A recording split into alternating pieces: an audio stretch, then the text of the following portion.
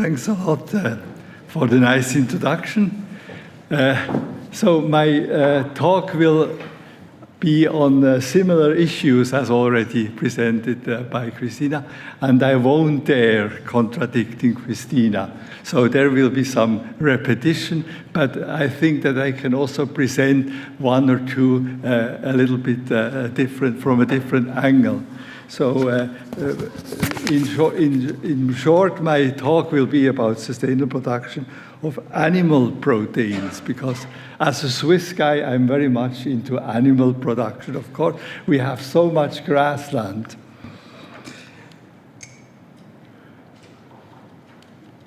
So I will talk about livestock farming and meat consumption increasingly being questioned, the role of livestock globally and regionally, solutions and conclusions. So, of course, there is a political challenge because in the Paris Agreement from 2015, reduction of livestock and meat consumption is part of the emission targets of many, many countries. So that's a political reality. And then we have societal challenges, rising ethical concern of whether we should kill animals or not. So there are contradicting understanding of what is the role of human beings among all the animals. But on the other hand, I think for me the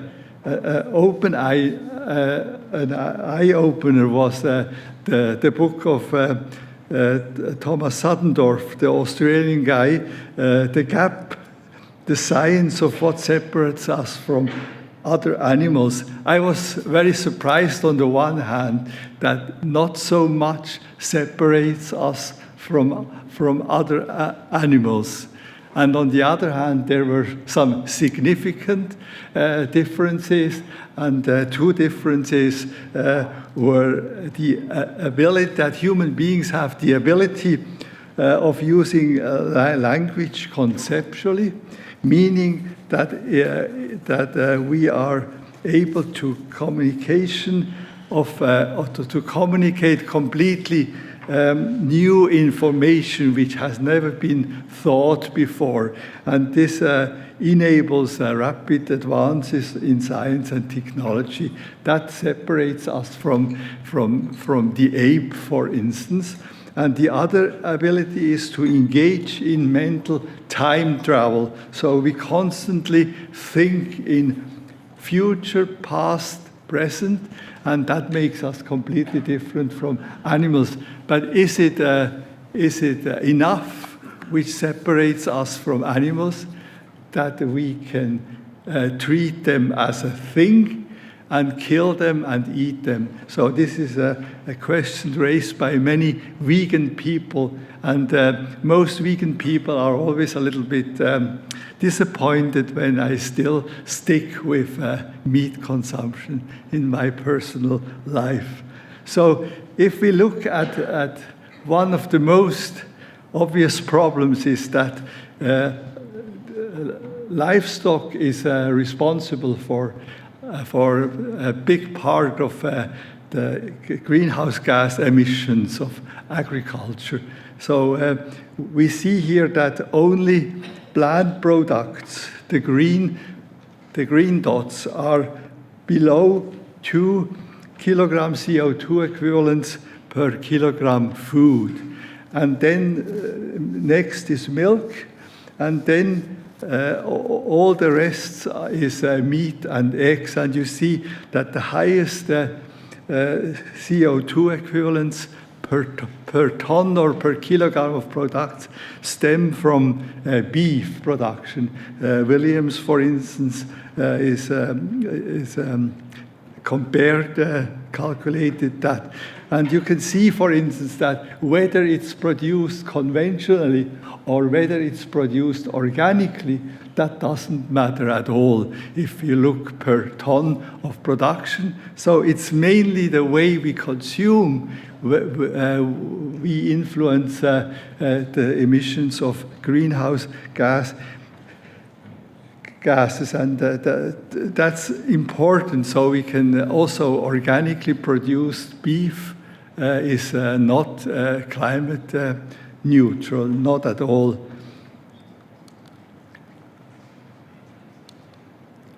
And if you look at the methane emissions, the global methane emissions, we see that the anthropogenic origin is mainly ruminants. This is a massive part of our greenhouse, of our methane emissions in 2021. There is you will find a report here under this link. This is the Swiss commission of the Swiss government, which is responsible for the cooperation with the FAO in Rome.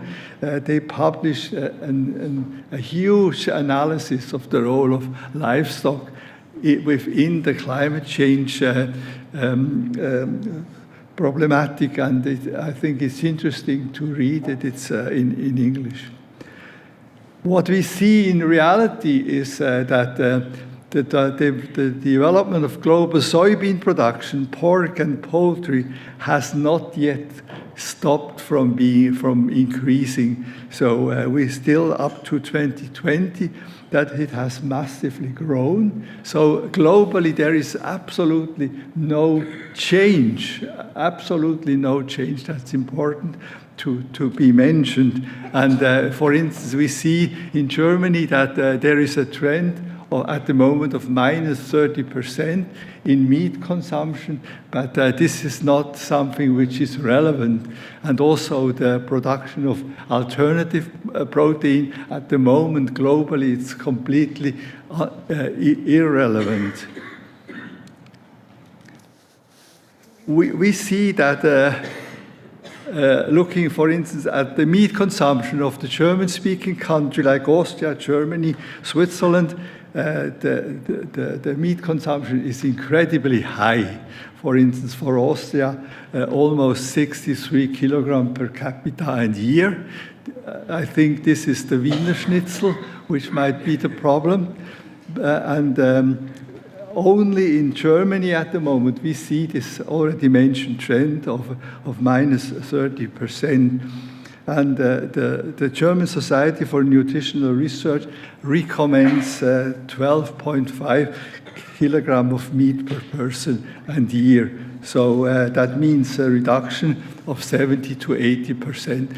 And surprisingly for me, the most important commission on food set up by Chancellor Merkel, they recommended an 80% reduction of meat consumption. So that's where we should go, and that's where we are at the moment. If we look at sustainability, we have three major narrative, and that's important to be mentioned. So we have the efficiency, even the eco-efficiency. So that's, we have to become more efficient. But maybe this is not the only way of becoming more sustainable. Consistency is also a narrative of sustainability, meaning that for food production, that when we produce food, it shouldn't contain too much pesticide residues, because otherwise we cannot establish this cradle-to-cradle principle that food waste is always used for new processes. And if we want to go towards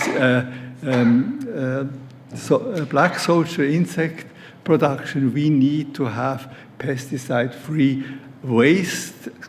And that's why it's important, for instance, that all these reduction strategies for pesticides, that these are established at the moment. But the third narrative might be even the most important one, sufficiency. And sufficiency means to become modest in terms of food consumption, so temperance to avoid rebound effects. I think that Mahatma Gandhi expressed that in a perfect way.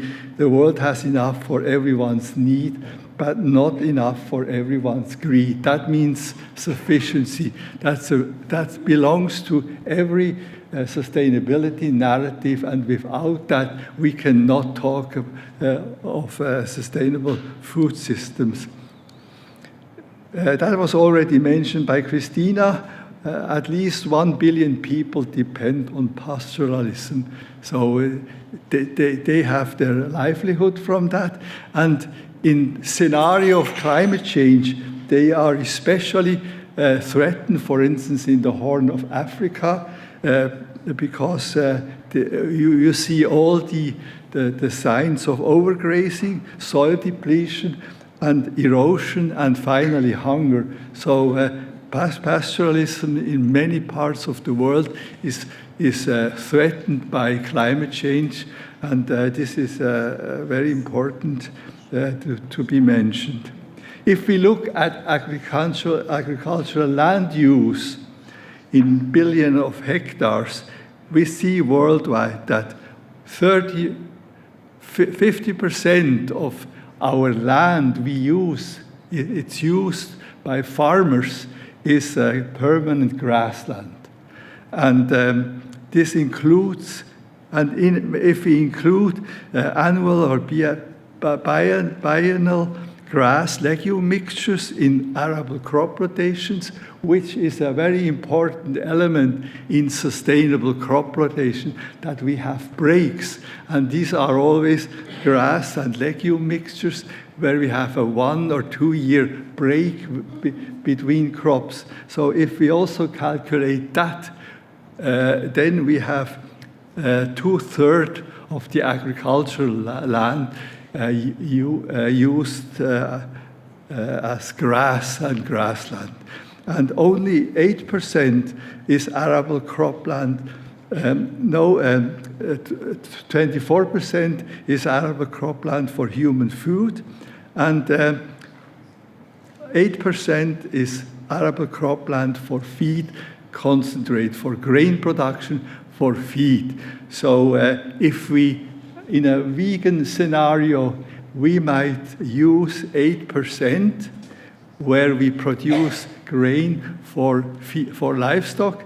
And in addition, we might also use this about 20-25% where we grow in crop rotation grassland, fed to livestock. So in a maximum, we can use 8 plus about 20%, so about 30% of the land for crop production.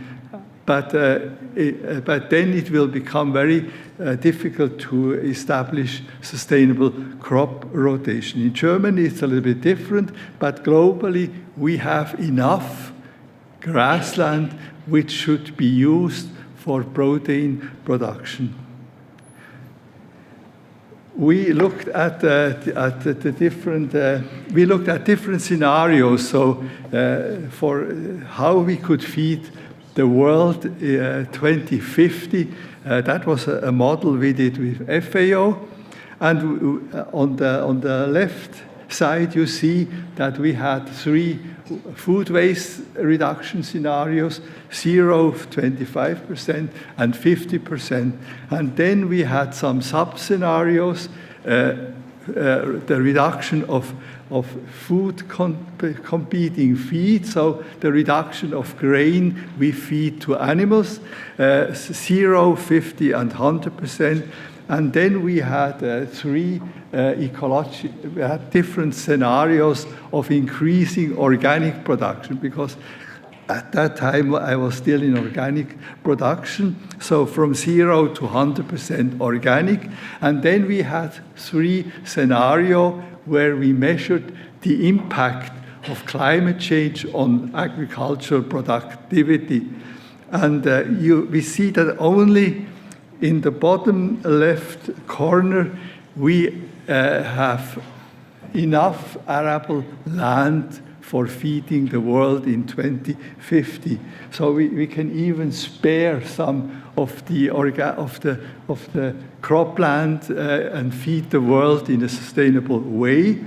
But on the right top corner, you see that we use massively more arable land to feed the world in a scenario where we continue to waste food, in a scenario where we continue to have the same amount of livestock, and in a scenario where we have a high impact of climate change on food productivity.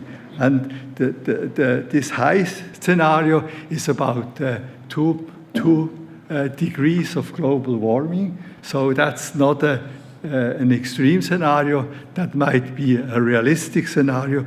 And you can see the conclusion is, in any case, we will not have enough arable land to feed the world. So the scarcity we will face is arable land on which we want to start to produce alternative protein. So meaning grassland will play an important role also in the future. Grassland-fed protein production is very important. I don't go into this because I'm running out of time. In addition, from crop production, we have a lot of byproducts like apple pomace, wine pomace, bran, husks, rapeseed cakes, sunflower cakes. And when we produce more alternative proteins from crops, we will increase this amount of byproducts, which is massive. We need to feed that to livestock. So in a diet of dairy cows, we can feed 10–15% of byproducts to increase a little bit the yield, and we can also use it for monogastric animals. The part of recycling food waste by insects like black soldier fly was already presented. At my institute, we had a group of 10 people trying to optimize that. So black soldier fly production, we were not so successful yet. Economically, it might be very complicated. Grassland management is also a way where we can restore degraded areas and bring them back into productivity. So grassland, again, as a very important element. And I don't go into these details. So we need realistic scenario for the future. And the Swiss government calculated a food pyramid scenario for entire Switzerland. Compared to the reference, it is the current way Swiss people feed. And so the aggregated environmental and health impact was reduced by 50% when establishing a food pyramid recommendation diet. So 50% of environmental and health impacts can be reduced. The question, and that also means almost 70% of less meat. And this is a realistic scenario. And the main problem is, how could we do that? Is it by information, education, recommendation, nudging? We have all these techniques. Or is it voluntary initiatives of the food chain? Or do we need legal restrictions and prohibitions?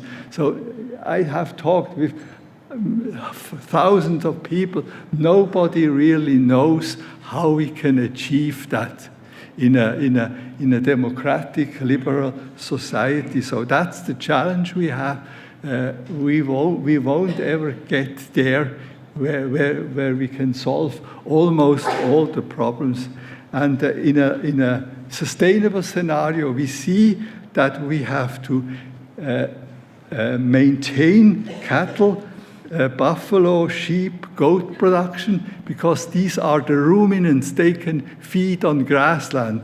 And we, in all scenario for the future, these are scenario for 2050, we will see a tremendous reduction of chicken and pig production. And then we will come to a sustainable use of grassland. So all these scenarios, I don't repeat them now because that is partly a repetition. Conclusion, sustainable food production within safe planetary boundaries is only possible with sustainable nutrition. How can we convince people to apply what we know in science? This is the most important question, challenge. Sustainable livestock farming and sustainable grassland management are crucial for achieving the SDGs, especially for feeding all people. And a reduction of at least 50% in animal protein will occur, but only very, very slowly, and that's the problem. A shift within the livestock spectrum from monogastric to ruminant will be necessary. So the real problems are monogastric livestock production and not ruminant production, which can be fed and produced in a very sustainable way based on massive grassland we already have. Thanks a lot.